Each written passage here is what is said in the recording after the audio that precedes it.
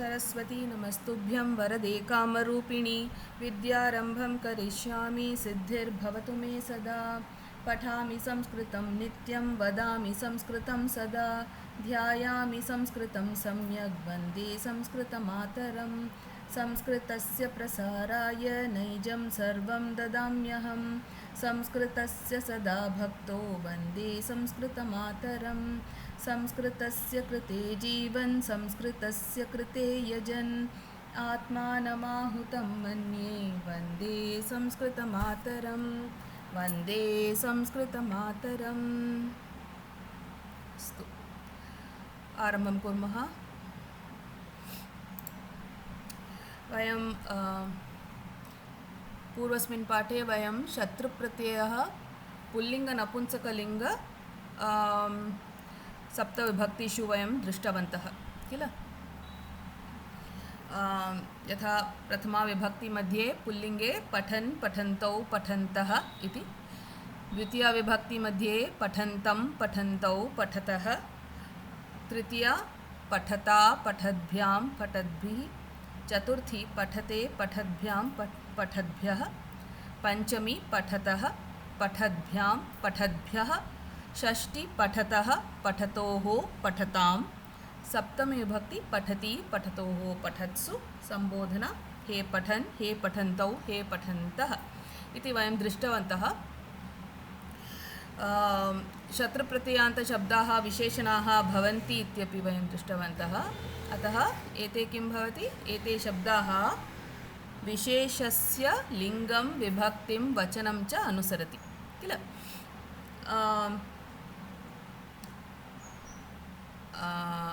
अस्तु, यथा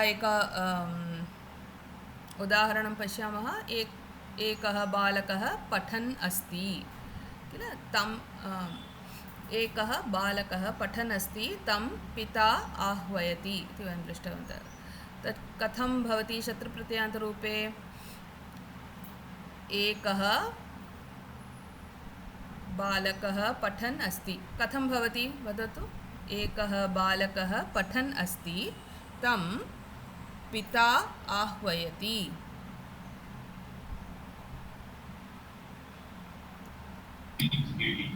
बालकः पठन्तं पिता आह्वयति। पठन्तं बालकं पिता आह्वयति। द्वितीया विभक्ति मध्ये भवति किल, पठन्तं बालकं पिता आह्वयति तादृशम्। अस्तु, अनन्तरं नपुंसकलिङ्गे कथं भवति? प्रथमा विभक्ति द्वितीया विभक्ति समानं भवति, तृतीया विभक्तितः पुल्लिङ्गवतेव भवति। पठत् पठति पठन्ति, पठत् पठति पठन्ति, पठता पठद्भ्यां पठद्भिः, पठते पठद्भ्यां पठद्भ्यः, पठतः पठद्भ्यां पठद्भ्यः, पठतः पठतोः पठतां, पठति पठतोः पठत्सु, हे पठत् हे पठति हे पठन्ति इति। अस्तु,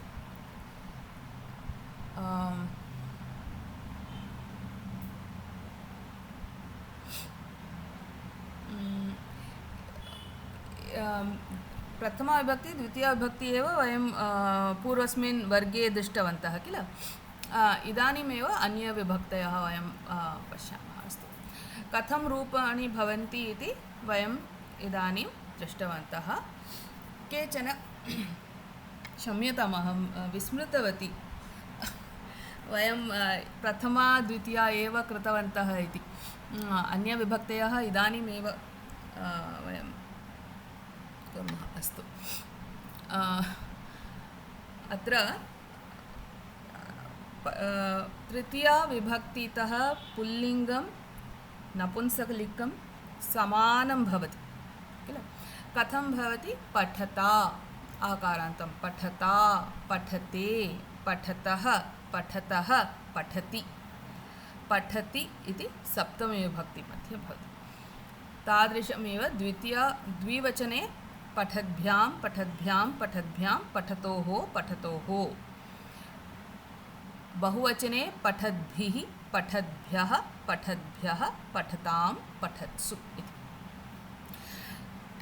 इदानीं केचन अभ्यासः कुर्मः, वयं पश्यामः। पठन् बालक कथं रूपाणि भवन्ति, अन्यविभक्तय मध्ये कथं रूपाणि भवन्ति इति वयम् एकवारं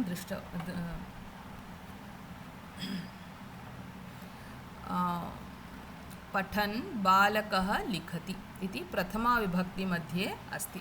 अतः तत्र किं भवति, बालकः इति प्रथमाविभक्ति एकवचनरूपं भवति, तादृशमेव पठन् अपि एकवचनरूपं प्रथमाविभक्तिमध्ये अस्ति। द्वितीयविभक्तिमध्ये कथं भवति, पठन्तम् इति आगच्छति। अतः शिक्षकः पठन्तं बालकम् आह्वयति। अत्र शिक्षकः इति प्रथमाविभक्तिमध्ये अस्ति, बालकम् आह्वयति बालकम् इति द्वितीयाविभक्तिमध्ये भवति। बालकम् इति शब्दस्य विशेषणं किं भवति, पठन्तम् इति। पठन्तम् अपि शत्रुप्रत्ययान्त द्वितीयाविभक्तिमध्ये अस्ति। अस्तु। अनन्तरं तृतीयाविभक्तिमध्ये पठता बालकेन कथा कथ्यते। पठता बालकेन कर्मणि मध्ये भवति किल, पठता बालकेन कथा कथ्यते।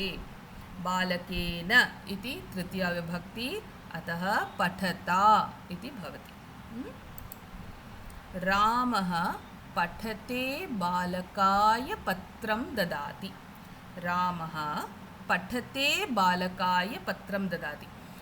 बालकाय इति चतुर्थी विभक्ति भवति, अतः पठते पठति वयम् अत्र द्रष्टुं शक्नुमः। पठते इति किं भवति, चतुर्थी विभक्ति पठते। रामः पठते बालकाय पत्रं ददाति। अस्तु। पञ्चमी विभक्तिमध्ये पठतः बालकात् पुस्तकं स्वीकरोतु। पठतः इति पञ्चमी विभक्तिमध्ये भवति, अतः पठतः बालकात् पञ्चमी विभक्ति पुस्तकं स्वीकरोतु। एषा पठतः बालकस्य अनुजा अस्ति। बालकस्य इति षष्ठी विभक्ति, पठतः पञ्चमी षष्ठी द्वयोः अपि पठतः एव। द्वितीया विभक्ति बहुवचनरूपम् अपि पठतः एव। एतत् निश्चयेन स्मर्तव्यम्। अस्तु। एषा पठतः बालकस्य अनुजा अस्ति। कथं वयम् अत्र वक्तुं शक्नुमः किं विभक्तिमध्ये अस्ति इति, विशेषणरूपेण भवति किल, अतः बालकात् इति अस्ति पञ्चमी विभक्ति, अतः पठतः अपि पञ्चमी भवति। बालकस्य इति षष्ठी विभक्ति अस्ति, अतः पठतः अपि षष्ठी विभक्ति। तादृशं वयं वक्तुं शक्नुमः। अनन्तरं पठति बालके प्रीतिः अस्ति। पठति इति सप्तमी विभक्ति।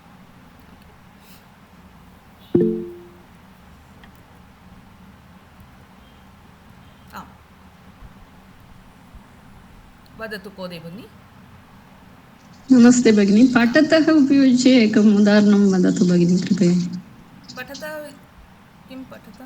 पुल्लिङ्गे द्वितीया पुल्लिङ्गं क्षम्यतां बहुवचनरूपं भवति एव। वदतु पठतः। पठतः बालकान् गुरुः आह्वयति। तादृशमपि वक्तुं शक्यते। पठतः बालकान् इति वक्तुं। अस्तु भगिनि, धन्यवादः। अस्तु। अनन्तरं भवन्तः लिखन्तु। कोऽपि एकः शब्दः स्वीकृत्वा भवन्तः लिखन्तु। अहं पठ् धातुः अहं स्वीकृतवती किल, भवती कथम् एकं किमपि धातुः स्वीकृत्य भवन्तः प्रातिपदिकं स्वीकृत्य भवन्तः करोतु। भगिनी तृतीया अपि अहं न अवगच्छामि पठता बालकेन कथा कथ्यते अर्थं कथं भवति पठता बालकेन कथा कथ्यते कर्मणि रूपेण भवति किल पठता बालकेन अहं न अवगच्छामि अर्थं न अवगच्छामि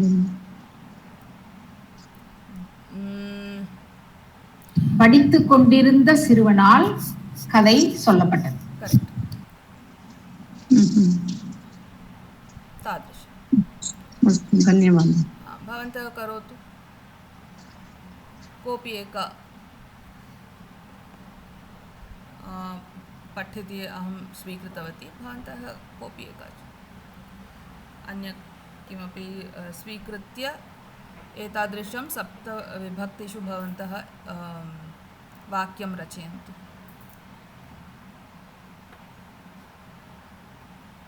किं स्वीकृतवन्तः भगिनी अहं क्रीडन् शब्दः अस्तु बहु सम्यक् क्रीडन् युवकः फलं खादति क्रीडति खादति अपि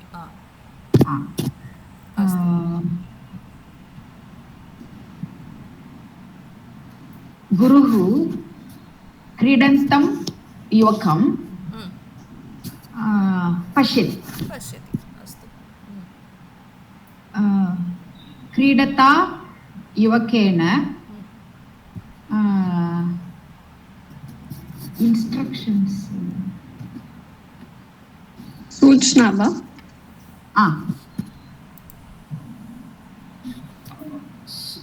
सूचना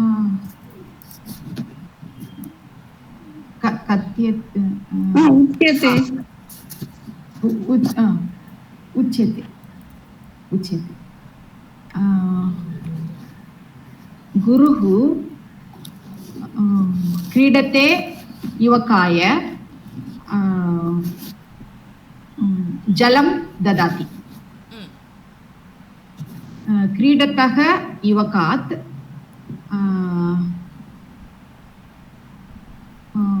कन्दुकं स्वीकरोति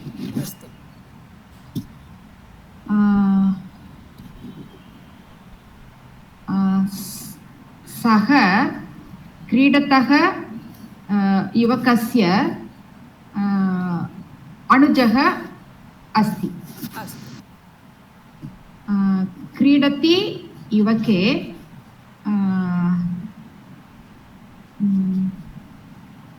talent बहु सम्यक् that one what we can say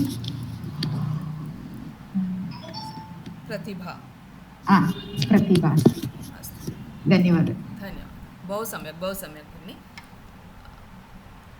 पोदे भगिनी भवती करोति वा अहम् इदानीमपि सम्यक् न अवगच्छामि भगिनि किम् अभवत् कुत्र न अवगच्छति शत्रुप्रत्ययः कर्मणि प्रयोगे एव उपयोगं करणीयं वा नो चेत् कर्तृ अपि कर्तुं शक्यते वा यत्र कुत्रापि कर्तुं शक्यते भगिनी अत्र पठता बालकेन कथा कथ्यते इति कर्मणि रूपेण भवति किल किन्तु अन्य सर्वत्र कर्तरिरूपेण एव भवति यत्र कुत्रापि कर्तुं बालकेन पिता विद्यालयं गच्छति तादृशमपि वक्तुं शक्यते वा किं भगिनि एकवारं पुनः वदतु तथा बालकेन पिता विद्यालयं गच्छति बालकेन सह पठता बालकेन सह तादृशं वा शुद्धं वा एब्सोल्युट्लि शुद्धमेव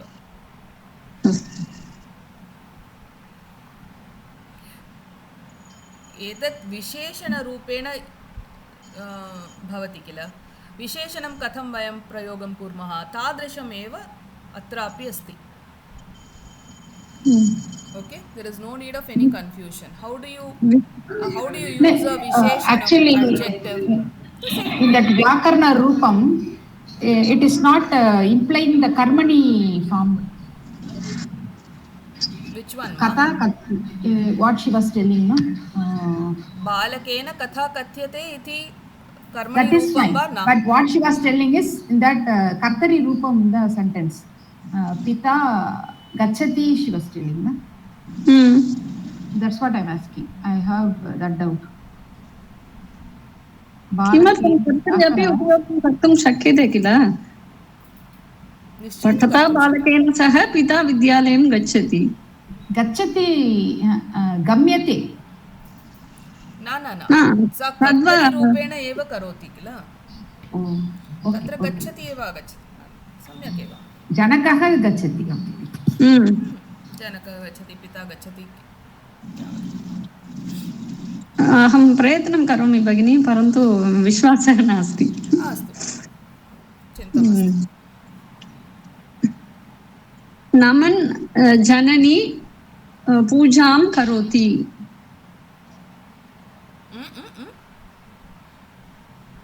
वयं पुल्लिङ्गं नपुंसकलिङ्गम् एव पठितवन्तः किल जनकः नमन् जनकः पूजां करोति अस्तु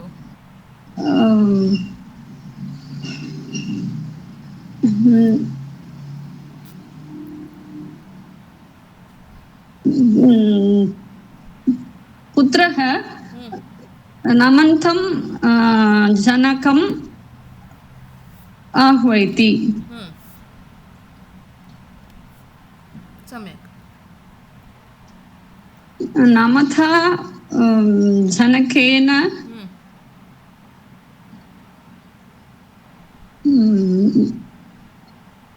जनकेन सह पुत्रः अपि नमति अस्तु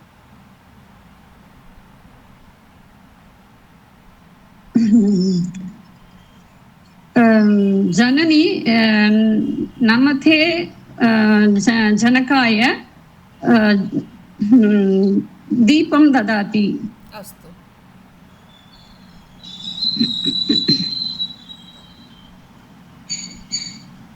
नमतः जनकात् प्रसादं स्वीकरोति अस्तु जननी स्वीकरोति अस्तु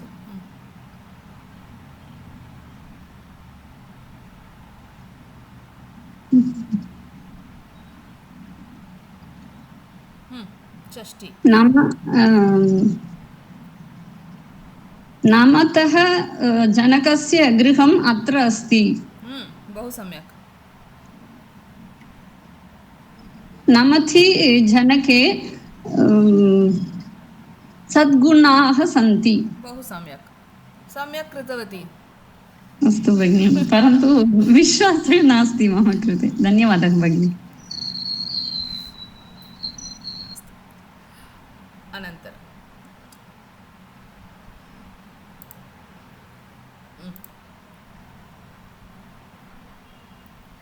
केचन उदाहरणानि पश्यामः क्रीडतः बालकान् पश्यतु इति अस्ति क्रीडतः बालकान् पश्यतु अत्र वदतु क्रीडतः इति किं वचनं विभक्ति अस्ति वचनं किं विभक्तिं किम् बहुवचनं द्वितीया विभक्ति बहुवचनं द्वितीया विभक्ति क्रीडतः इति सम्यक् वेदं रक्षतः पण्डितान् को वा न मानयति अत्र रक्षतः इति विभक्ति किं वचनं किम्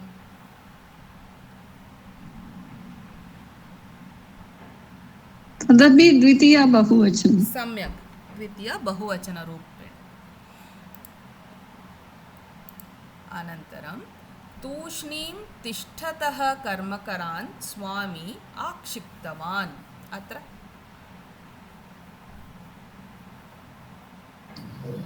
द्वितीया विभक्ति कर्मकरान् कर्मकरान् इति भवति किल तत्र बहुवचनं द्वितीया विभक्ति बहुवचनरूपेण एव भवति तिष्ठतः इति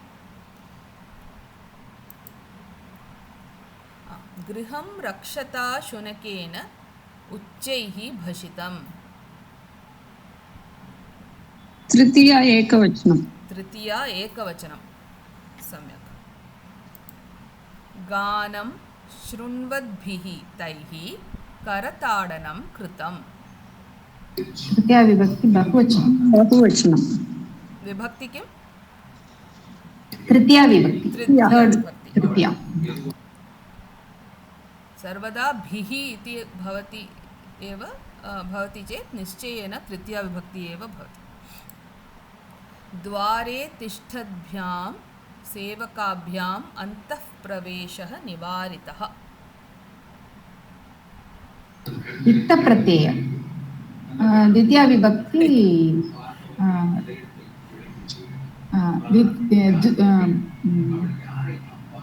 द्विवचनं द्विवचनं किन्तु विभक्ति किं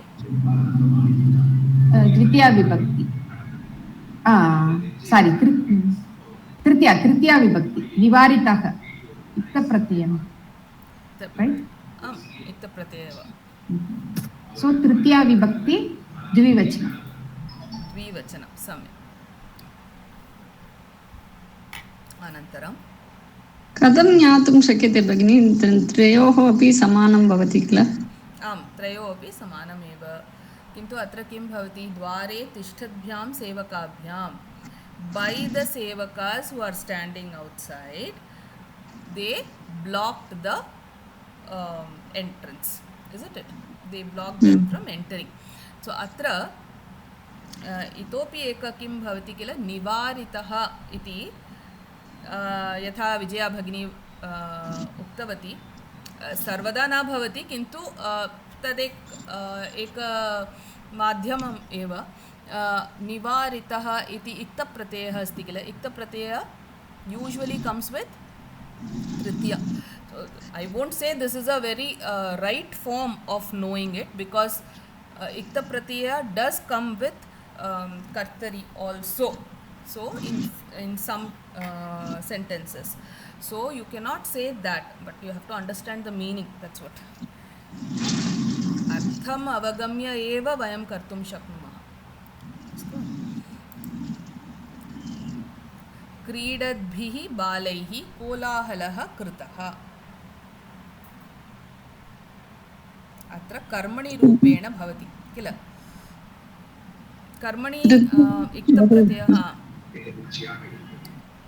क्रीडद्भिः बालैः तृतीया विभक्ति बहुवचनरूपेण एव भवति अनन्तरं पठद्भ्यः छात्रेभ्यः अलसाः असूयन्ति अत्र पश्यतु असूयन्ति इति भवति वदतु चतुर्थी विभक्ति मध्ये एव असूयन्ति आगच्छति बहुवचनरूपम् उद्गच्छतः कोपात् सः कम्पते पञ्चमी विभक्ति एतत् कोपात् इति भवति किल पञ्चमी विभक्ति मध्ये अतः उद्गच्छतः एकवचनं विकसतः पुष्पस्य सौन्दर्यम् अपूर्वम्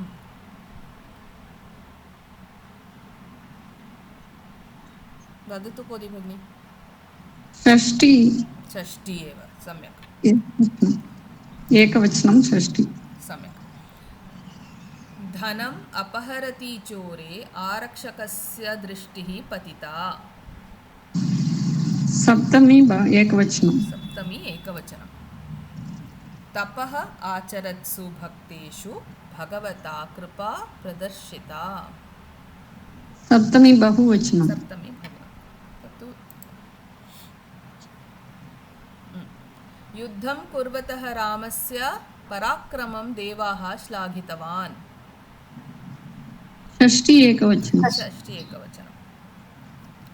रामस्य इति षष्ठी विभक्ति अतः कुर्वतः इति भवति चित्रं पश्यद्भिः जनैः चित्रस्य दोषाः चर्चिताः तृतीया बहुवचनम् अवगमनं वा आम् किञ्चित् स्पष्टता भवति किल भगिनि किञ्चिदेव आमाम्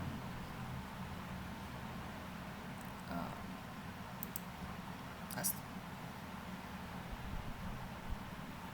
सारी प्रथमा नास्ति अन्यविभक्तयः इति भवति टङ्कनदोषं भवति अस्तु अत्र पश्यतु किम्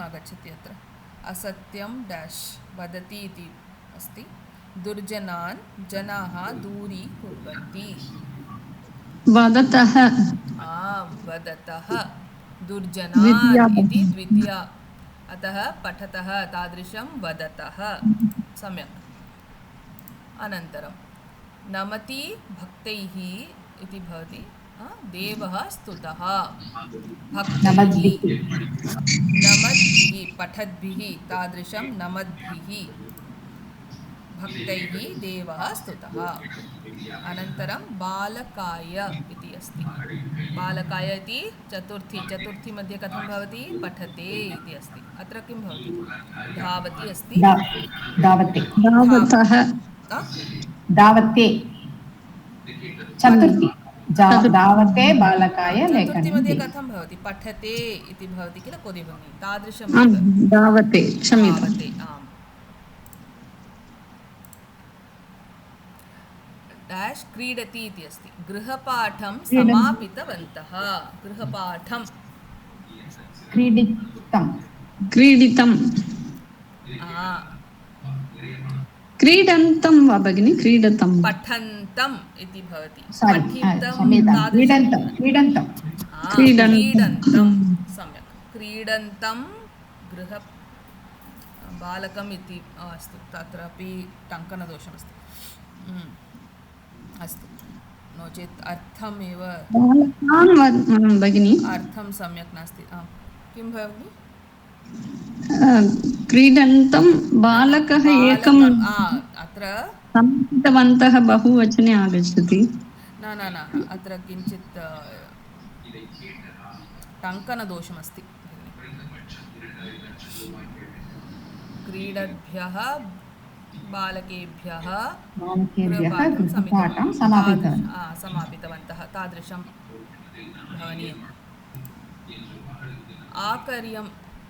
अकार्यं डैश् तस्मिन् विवेकः सर्वथा नास्ति करोति इति अस्ति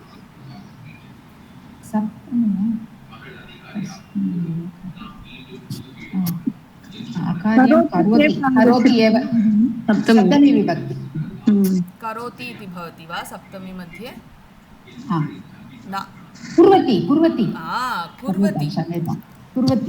कार्यं कुर्वति तस्मिन् विवेकः सर्वथा नास्ति अस्तु वा अनन्तरम् भवन्तः पाठ्यपुस्तके एव अस्ति अत्र चर्चां कुर्वतां शिक्षकाणां नामानि न जानामि कुर्वन्तः इति अस्ति तत्र कुर्वताम् इति अस्तु वा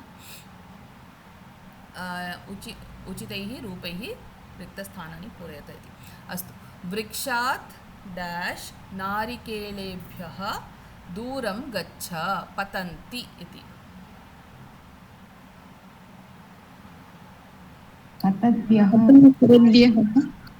पतद्भ्यः सम्यक् पतद्भ्यः नारिकेलेभ्यः पतद्भ्यः नारिकेलेभ्यः दूरं गच्छ सम्यक्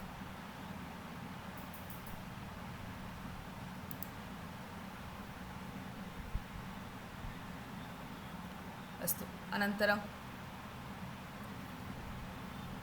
प्रशस्तिं डैश् बालाय ते धनं दत्तवन्तः प्राप्नुवन् इति भवति किल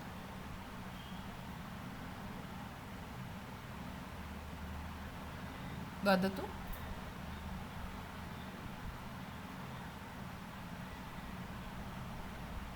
कोदे भगिनी वदतु प्रशस्तिं डैश् बालाय ते धनं दत्तवन्तः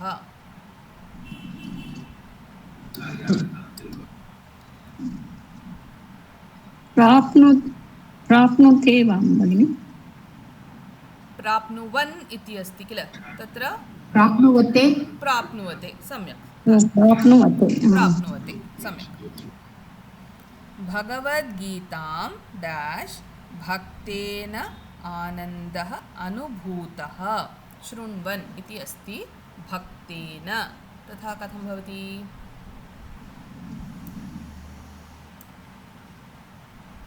शृण्वता शृण्वता सम्यक् शृण्वता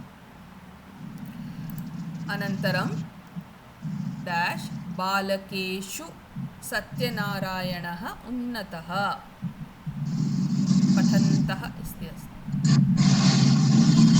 बालकेषु इति अस्ति पठत्सु ते पठत् बालकेषु पठत्सु पठत्सु पठत्सु बहुवचनं सप्तमी विभक्ति बहुवचनं पठत्सु अतः पठत्सु बालकेषु सत्यनारायणः उन्नतः अस्तु अनन्तरं तत्र छात्रस्य पिता नटराजः नृत्यन् नृत्यतः नृत्यतः छात्रस्य षष्ठीविभक्ति अतः नृत्यतः इत्यपि षष्ठीविभक्तिमध्ये भवति सम्यक् अनन्तरम् आतपे डैश् युवकेभ्यः शीतलपेयं रोचते क्रीडन्तः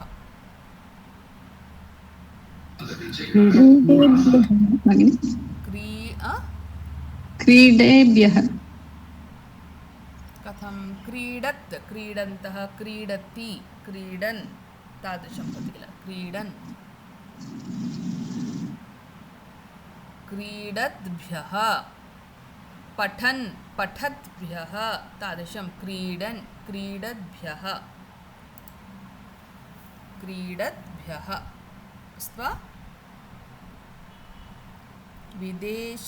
विदेशतः डैश् भारतीयैः भारतदेशः श्रद्धया नमस्कृतः आगच्छन्तः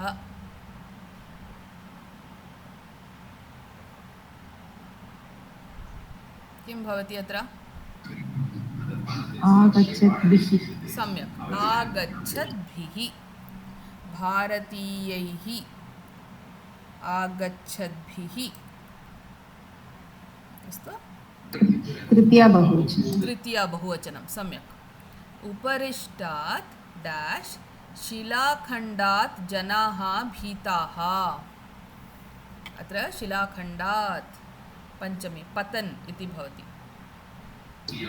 पततः वदतु पततः पततः सम्यक् पततः शिलाखण्डात् जनाः भीताः अनन्तरं डैश् कर्मकाराणां श्रद्धां पश्य खनन्तः खननं षष्ठी बहुवचनं षष्ठी बहुवचनं कथं भवति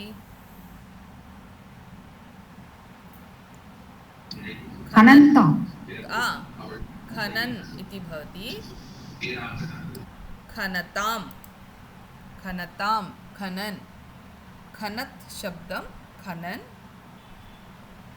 खनन्त्यो खनन्तः अनन्तरं करुणां डैश् शम्भौ भक्तिः कर्तव्या करुणां प्रदर्शयति शम्भौ भक्तिः कर्तव्या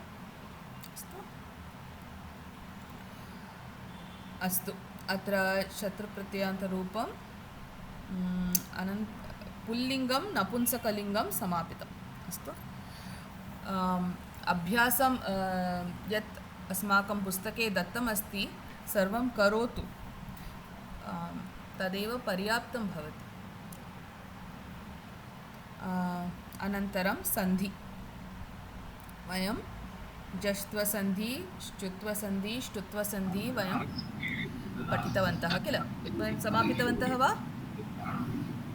किल जष्ट्व श्चुत्व ष्टुत्व वयं समापितवन्तः एकनिमिषम् आम् जष्ट्वसन्धि श्चुत्वसन्धि ष्टुत्वसन्धि वयं समापितवन्तः जष्ट्वं किं भवति? जष्ट्वम् इत्युक्ते यत्र वर्गीयव्यञ्जनं भवति, पञ्चमवर्णं विहाय वर्गीयव्यञ्जनं भवति, तदनन्तरं मृदुव्यञ्जनं वा स्वराः भवति चेत् तत् वर्गीय तृतीयव्यञ्जनम् आदेशो भवति इति वयं जष्ट्वसन्धिमध्ये दृष्टवन्तः। अत्र क-वर्गः पूर्ववर्ण क-वर्गः भवति, अनन्तरं मृदुव्यञ्जनं वा स्वरः भवति, तत् तृतीयवर्णः तत् वर्गीय आदेशः भवति, गकारः आदेशः भवति। च वर्गः भवति चेत् ज आदेशो भवति, ट वर्गः भवति चेत् डकारः, त वर्गः भवति चेत् दकारः, प वर्गः भवति चेत् बकारः। अत्र एकम् अपि अहम् उक्तवती, षकारः भवति चेदपि डकारः आदेशो भवति। अस्तु, श्चुत्वसन्धि। श्चुत्वसन्धि इत्युक्ते किं? सकारः तवर्गः, तदनन्तरं षकारः वा च वर्गः भवति चेत् सकारस्य स्थाने षकारः, तवर्गस्य स्थाने च वर्गस्य आदेशो भवति। समानं श्चुत्वसन्धि अपि सकारः अनन्तरं सकारः तवर्गः, तदनन्तरं षकारः वा टवर्गः भवति चेत् सकारस्य स्थाने षकारः, तकारस्य स्थाने टकारः आदेशो भवति। उदाहरणं कोऽपि वक्तुं शक्यते वा? श्चुत्वसन्धि एक उदाहरणं वदतु। हरिष्येते। हरिष्येते। हरि अधिक तादृशं वदतु। बृहत् टीका। कथं वदतु? हरि अधिकं शेते। हरि अधिकं शेते।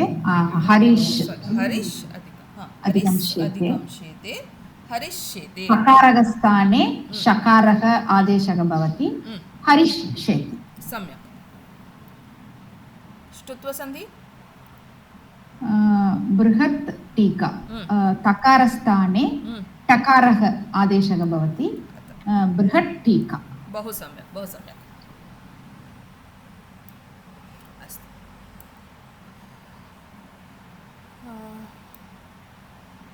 अनन्तरम् इतोपि वयम् अद्य अनुस्वारसन्धिः।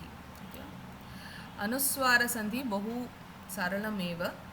अनुस्वारसन्धिः किं भवति? पूर्वपदस्य अन्तिम अक्षरं मकारः भवति, अस्तु वा? तदनन्तरं व्यञ्जनं भवति चेत् मकारस्य स्थाने किं भवति? मकारस्य अनुस्वारः भवति। किन्तु मकारस्य अनन्तरं स्वरः भवति चेत् मकारः एव तिष्ठति, तत्र अनुस्वारः न भवति, विकारः न भवति तत्र। उदाहरणानि: किम् अधिकं वदसि इति अस्ति। किम् इति मकारः अस्ति अत्र, अनन्तरं वकारः अस्ति।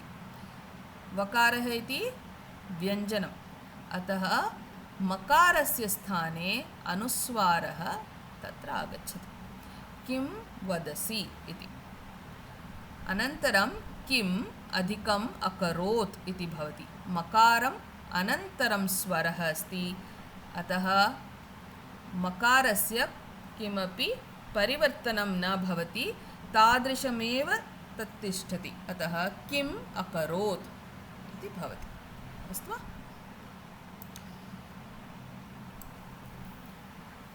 सो मकारस्य परे स्वरः अस्ति चेत् अनुस्वारः न भवति तत्र, किन्तु व्यञ्जनं भवति चेत् निश्चयेन तत्र करणीयमेव। ओके, अनुस्वारः निश्चयं करणीयं तत्र। अनन्तरं वाक्यस्य अन्ते अनुस्वारः मकारः भवति चेत् तस्य अनुस्वारः न करणीयम्, अस्तु वा? वाक्यस्य अन्ते यथा एका वाक्यमस्ति इति पश्यतु अत्र पूर्वपदस्य अन्तिमाक्षरं मकारः भवति अनन्तरम् इति एकं वाक्यमस्ति इति चिन्तयतु अत्र वाक्यस्य अन्तम् अत्र अनन्तरं तथैव अस्ति इति चिन्तयतु तत्र मकारस्य अनुस्वारः न भवति तत्र मकारमेव भवति अस्तु वा एते अस्तु अनन्तरं वयं केचन भगिनी प्रवेशपाठमध्ये अपि वयं पठितवन्तः किल एतत् विषयं कुत्र भगिनी प्रवेशः पाठः आमां प्रवेशमध्ये वयं जस्ट् वि न्यू दट् अस्तु अत्र स्वरः भवति चेत् वयं मकारः एव भवति तादृशं किन्तु अत्र सन्धिरूपेण वयं न पठितवन्तः तदेव अत्र वयं कुर्वन्तः सन्ति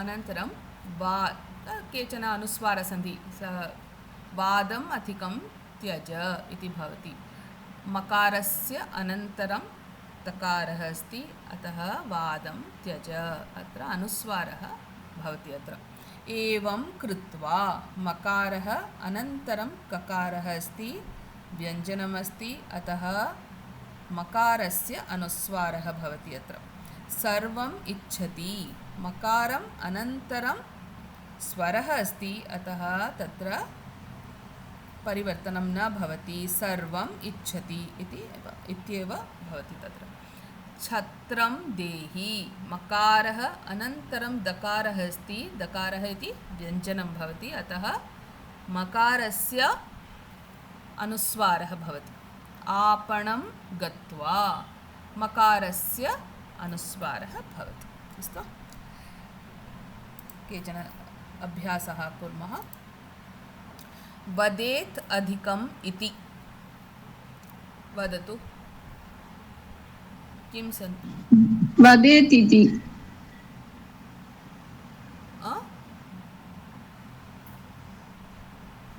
एकवारं पुनः वदतु ऐ एम् नाट् वदेत् इति सन्धि किं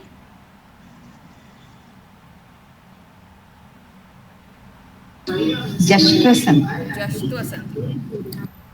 वदेद् इति दकारः वदेद् दकारः वदेत् न भवति वदेद् इति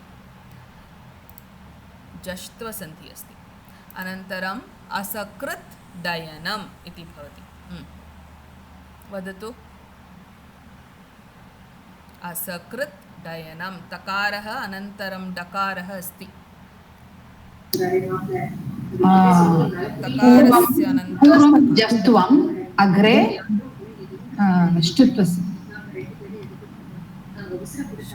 पूर्वं जस्त्वम् अग्रे ष्टुत्वसन्धि असकृड्डयनम्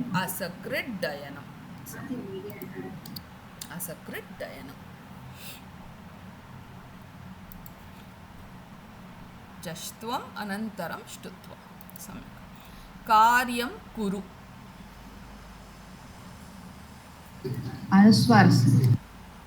अनुस्वारसन्धि कार्यं मकारस्य अनन्तरं ककारः व्यञ्जनं भवति अतः कार्यं कुरु इति अनुस्वारसन्धि अनन्तरं तत् छाया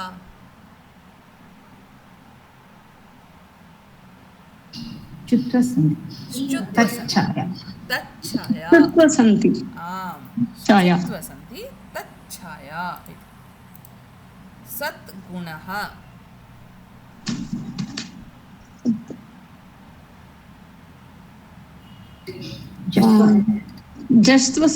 जष्ट्वसन्धि बहु सम्यक् सद्गुणः सो जष्ट्वसन्धि चक्रिण्ढौकसे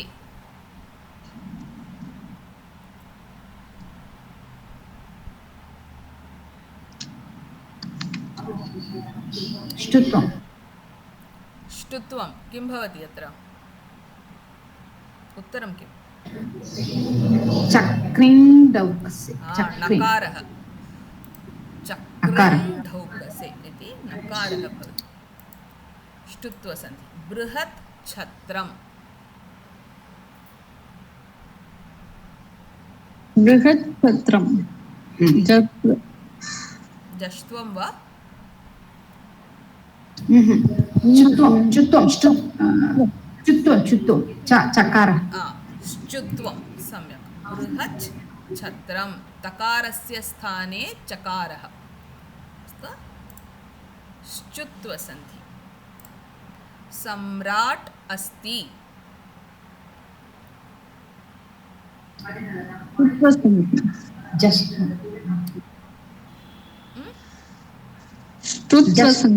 जस्त्वसन्धि स्वरः अस्ति स्वरं जस्त्वसन्धि अस्तु सम्राट् डस्ति सम्राट् डस्ति जष्ट्वमेव परमं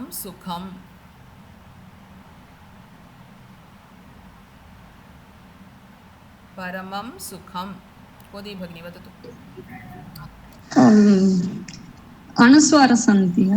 अनुस्वारसन्धि सम्यक्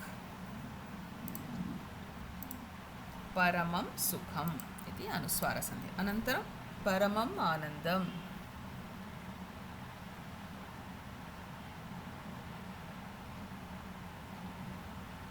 वदतु तदपि अनुस्वारसन्धि अनुस्वारं भवति वा तत्र इं तादृशमेव लेखनीयं परमम् आनन्दम् आम् परमम् आनन्दम् एतादृशम् अस्तु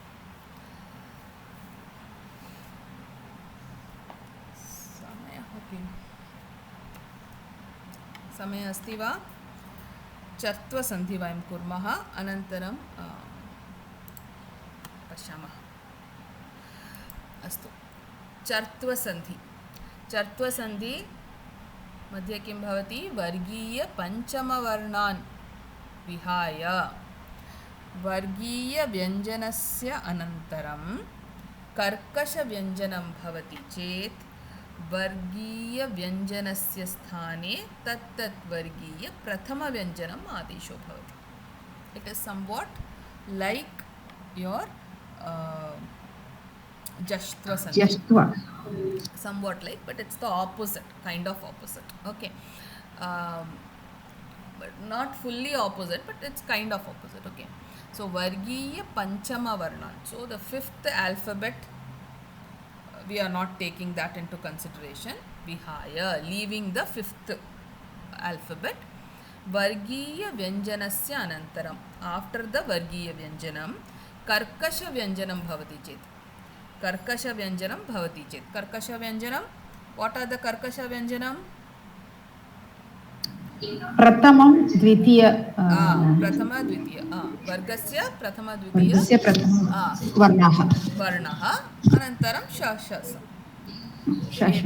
एतानि कर्कशव्यञ्जनानि भवन्ति किल कर्कशव्यञ्जनं भवति चेत् वर्गीयव्यञ्जनस्य तत् वर्गीयव्यञ्जनस्य स्थाने इन् प्लेस् आफ् द वर्गीयव्यञ्जनं तत्तत् वर्गीय of that varga of that respective varga prathama vyanjanam whatever is the first vyanjanam that is the first letter adesho bhavati okay it takes its place so vargiya vyanjanam panchama varnah vihaya karkasha vyanjanam vargiya prathama vyanjanam tatra bhavati adesho bhavati astu karkasha vyanjanani kim bhavati क ख च छ ट ठ त थ प फ श ष स एते कर्कशव्यञ्जनानि भवन्ति अतः वर्गीयव्यञ्जनानि पञ्चमवर्णविहाय पञ्चमवर्णानि के सन्ति ञ ङ ण न म एते विहाय कर्कशव्यञ्जनानि भवन्ति चेत् तत् वर्गीय प्रथमव्यञ्जनं किं भवति क च क वर्गः भवति चेत् ककारः च वर्गः भवति चेत् चकारः ट वर्गः भवति चेत् टकारः त वर्गः भवति चेत् तकारः प वर्गः भवति चेत् पकारः तस्य आदेशो भवति अत्र अस्तु वा केचन उदाहरणानि पश्यामः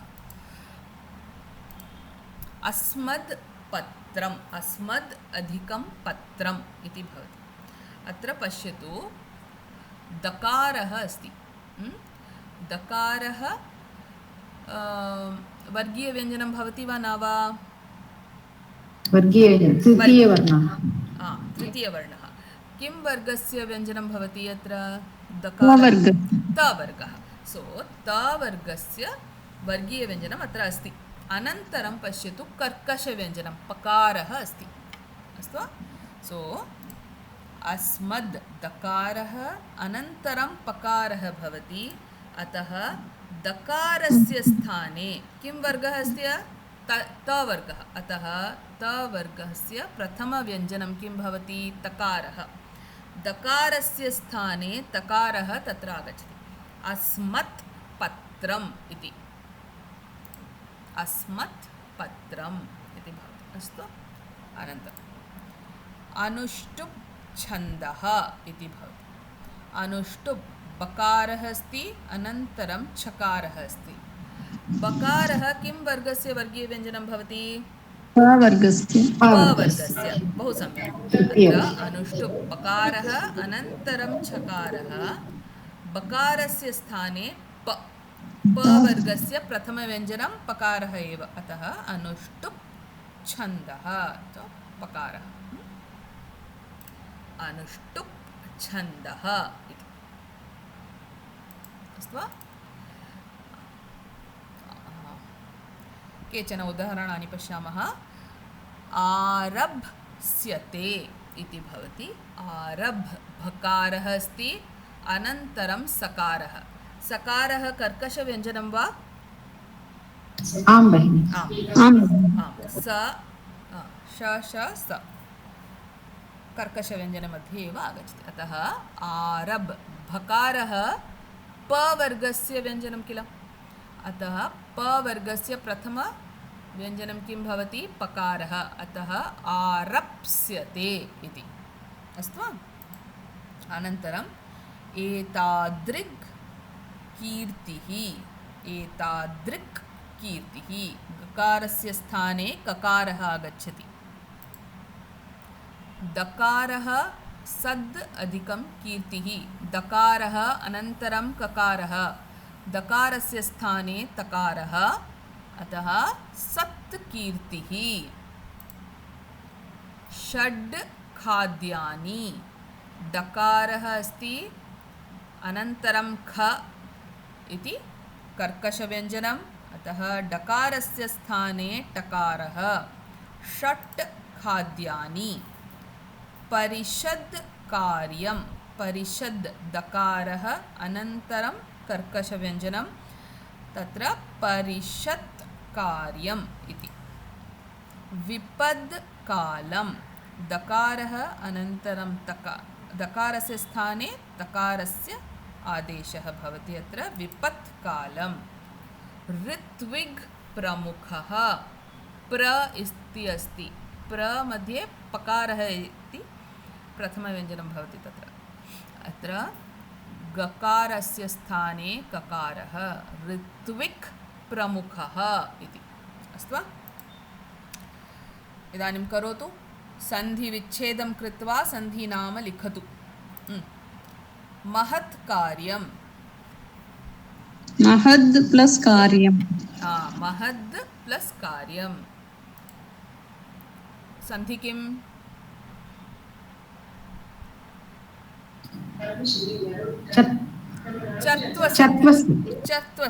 चर्त्वसन्धि वै बिकास् दकारः अस्ति अनन्तरं ककारः कर्कशव्यञ्जनम् अत्र आगच्छति किल अतः वागीशः वाक् प्लस् ईशः जष्ट्वसन्धि ककारः अनन्तरम् इ इति स्वराक्षरम् अतः वागीश कवर्गस्य तृतीय अक्षरं गकारः वाक् ईशः जष्ट्व सञ्जयः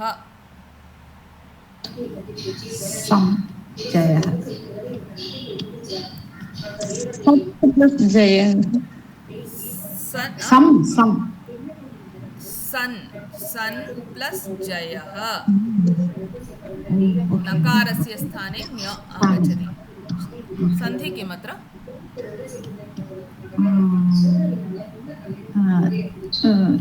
chutvasan शुत्वसन्ति chutvasan शुत्वसन्धि सम्यक् ओके सट् टिप्पणी सत् अधिकं टिप्पणी वेरी गुड ष्टुत्वसन् ष्टुत्वसन्धि बहु सम्यक् ष्टुत्वसन्धि उत्कर्णः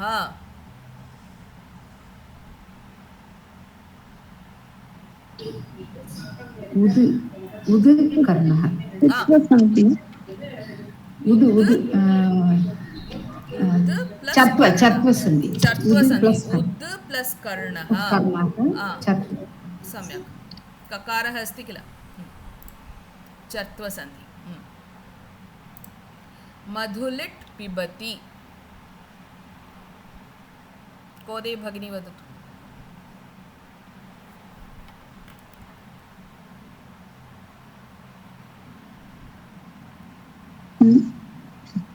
मधुलिड् भवति मधुलिट् भवति भवति वा पिबति क्षम्यतां पिबति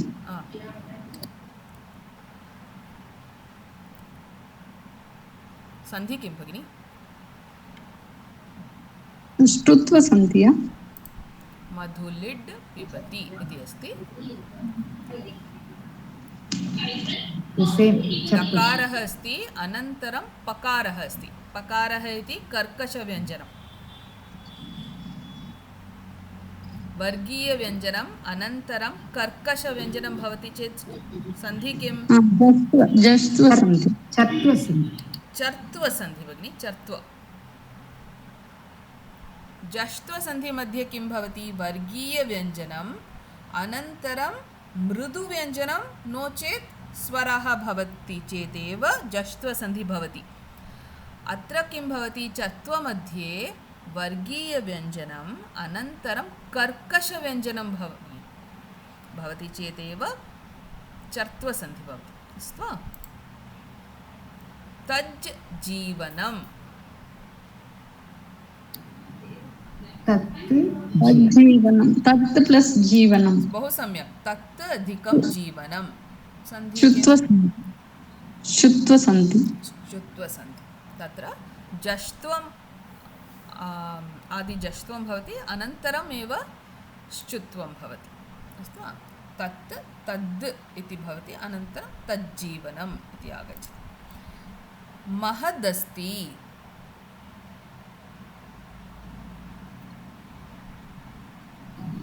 महत् अधिकम् अस्ति बहु सम्यक् महत् अधिकम् अस्ति अनुस्वारसन्धि अनुस्वारसन्धि मध्ये मकारः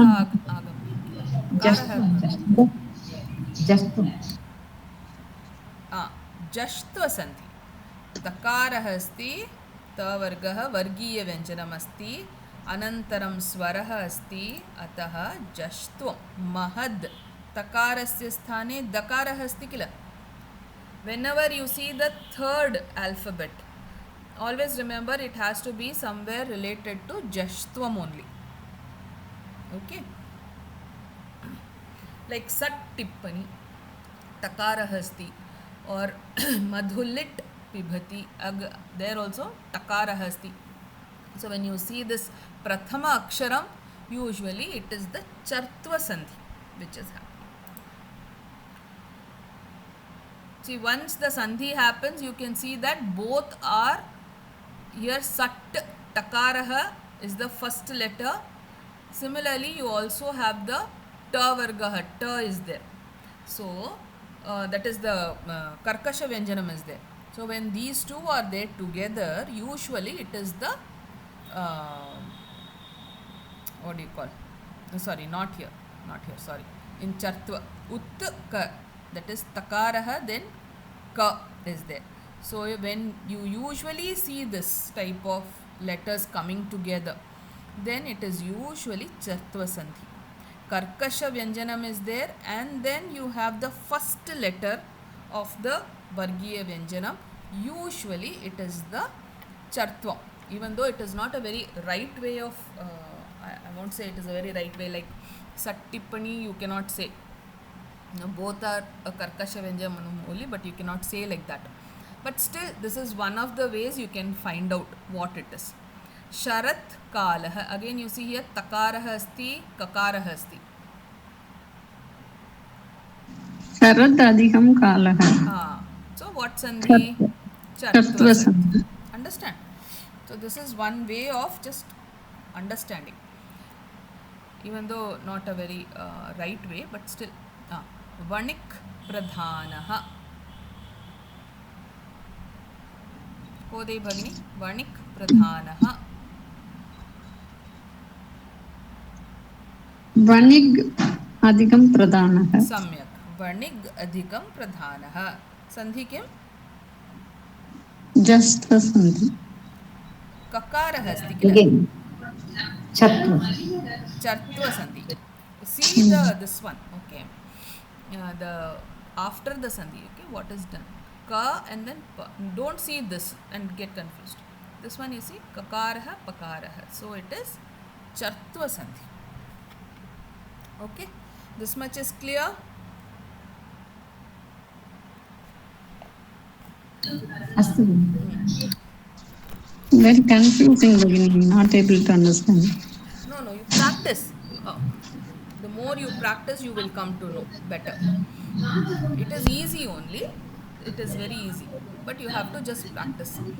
Actually, I thought I will do Parasavarna Sandhi also, but I think that will become very confusing for you.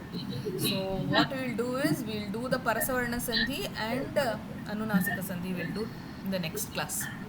Okay. It will be easier if you see the second word. If it is Karkasha, you can straight away think of Chatva. Correct. And then if it is Mridu Vyanjana or Swara, you can think of Jastva. That's all. It's a hint, a little bit hint. A little bit. I mean, it's okay. I mean, I think you by practice you will get it. It is easy only. By practice you will get it. Okay. So probably in the next class we will do Parasavarna Sandhi and Anunasika Sandhi. I thought today we'll complete because we are unable to take classes, no. So I thought we'll do a lot, but I think it will be confusing. So practice this much and come. Then in the next class we will do. Okay. So next class probably we'll have it on Wednesday. Astu. अस्तु. धन्यवादः. एकनिमिषम्. सर्वे भवन्तु सुखिनः, सर्वे सन्तु निरामयाः, सर्वे भद्राणि पश्यन्तु, मा कश्चित् दुःखभाग् भवेत्. ॐ शान्ति शान्ति शान्तिः. हरिः ॐ श्रीगुरुभ्यो नमः. हरिः ॐ. हरि ओं तत्सत्. We'll meet in the next class. Dhanyawad. धन्यवादः.